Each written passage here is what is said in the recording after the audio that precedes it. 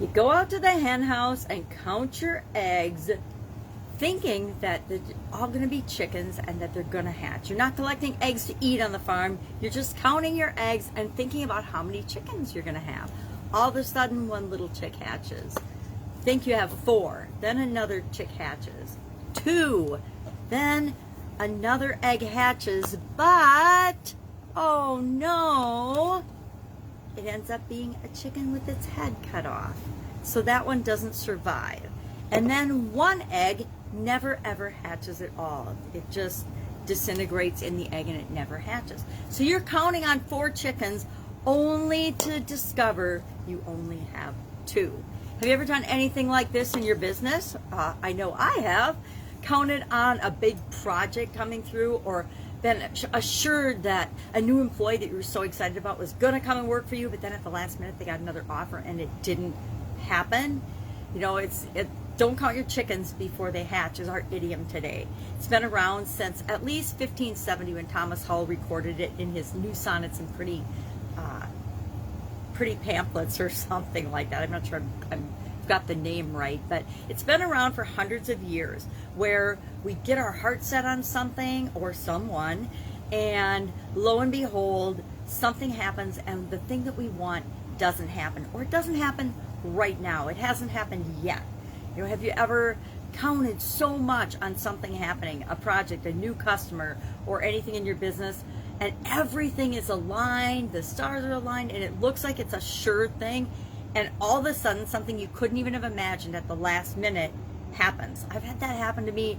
I've lost count of how many times, and I've learned to be optimistic yet detached and skeptical about not knowing everything that could possibly happen, because there are so many things that are absolutely unknowable. But one thing's for sure, the number of eggs that we have, the number of resources we put into something, does not guarantee the number of results or the number of chickens we're going to get out.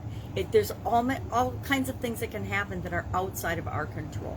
So how do you deal with this when you're having a business and growing a business? Well, I like to have contingency plans, backup plans. Now, there's this whole discussion in academia, not necessarily in reality and practicality, that says focus 100% on one thing. Put all your eggs in one basket. Don't give yourself a way out. Burn the ships, you chop the trees down, pick the weeds, whatever. There's all kinds of idioms and expressions that have to do with focusing on one thing solely and leaving no chance but for yourself to succeed. Now, I totally believe in that. I believe you have one thing, one main massive vision and goal and mission that you're going for, but how you get there is flexible. How you achieve that, when you achieve that even, is flexible. Now, I come from a very strict corporate background where we planned and organized and broke down and did goals for absolutely every little thing. We measured everything. And more times than not, our predictions, our budgeting, our guesses, our planning, our projections were wrong. Sometimes they were wrong on the short side in a really bad way because we missed things. Other times they were wrong on the high side where we performed way better than we could possibly have imagined. So instead of shutting ourselves off by having this strict plan and deadline for everything, we have those set, but we're also open to the possibility that the world can deliver us something even better.